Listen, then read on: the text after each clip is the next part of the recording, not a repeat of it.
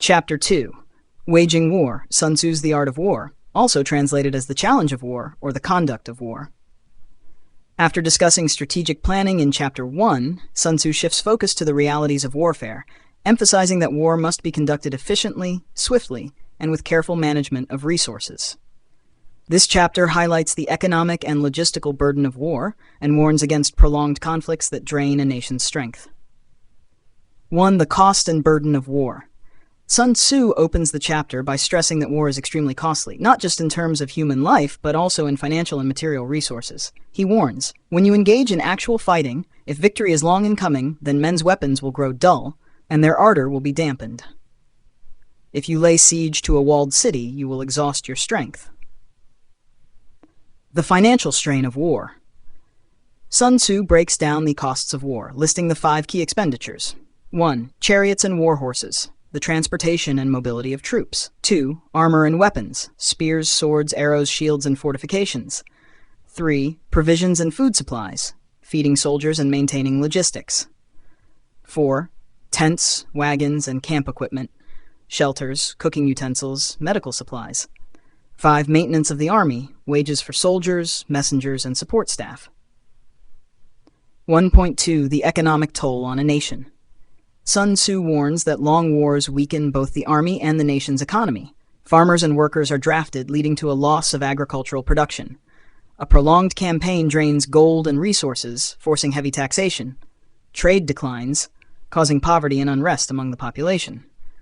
Example: the Peloponnesian War, 431 to 404 BCE, between Athens and Sparta dragged on for nearly 30 years, leading to widespread famine, economic collapse, and civil strife in Greece. 2.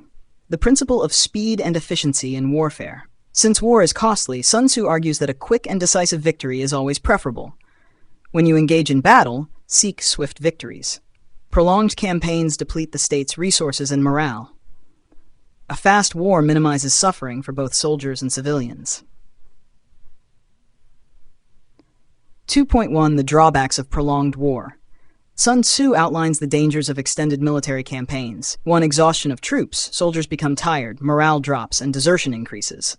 2. Depletion of supplies. Armies that run out of food are forced to steal, creating resentment among local populations. 3. Increased costs. The longer a war drags on, the heavier the burden on the nation's treasury. 4. Enemy gains strength. A prolonged war allows the enemy to adapt, reinforce, and counterattack. Example: Napoleon's invasion of Russia, 1812, failed because he could not resupply his troops in a prolonged winter campaign. His army starved and froze before reaching Moscow. 2.2. The concept of victory at minimal cost. Sun Tzu states that the greatest general wins without prolonged fighting. He proposes using diplomacy and alliances before war, employing superior strategy to outmaneuver the enemy, striking decisively when the opportunity is perfect.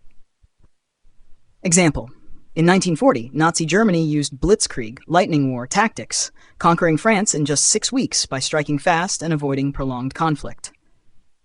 Hooray! The strategy of foraging from the enemy. Sun Tzu introduces the logistics principle of using enemy resources instead of relying on long supply lines.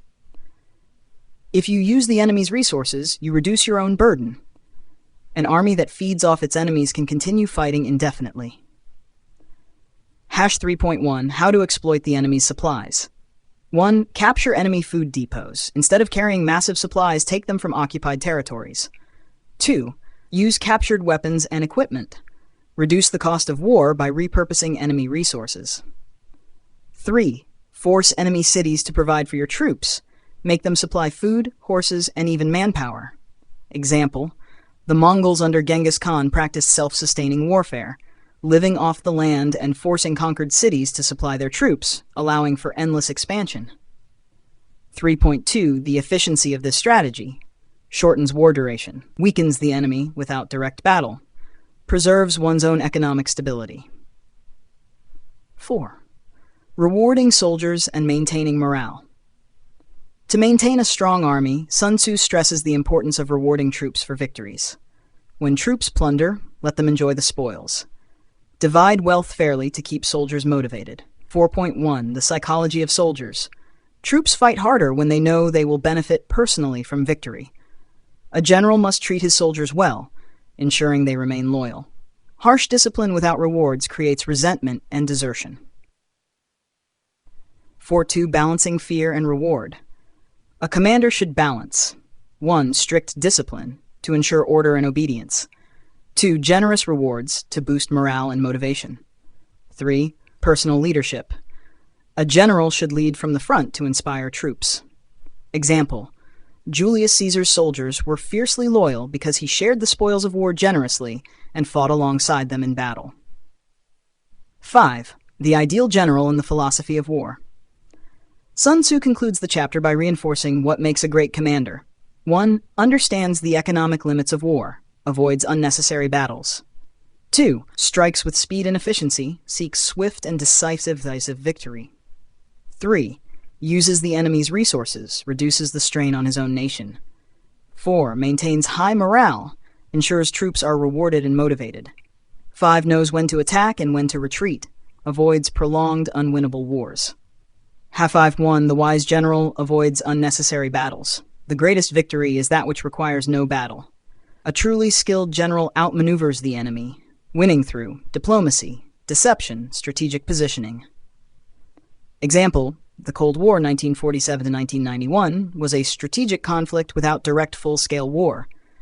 The US and Soviet Union used diplomacy, economic pressure, and intelligence rather than outright battle.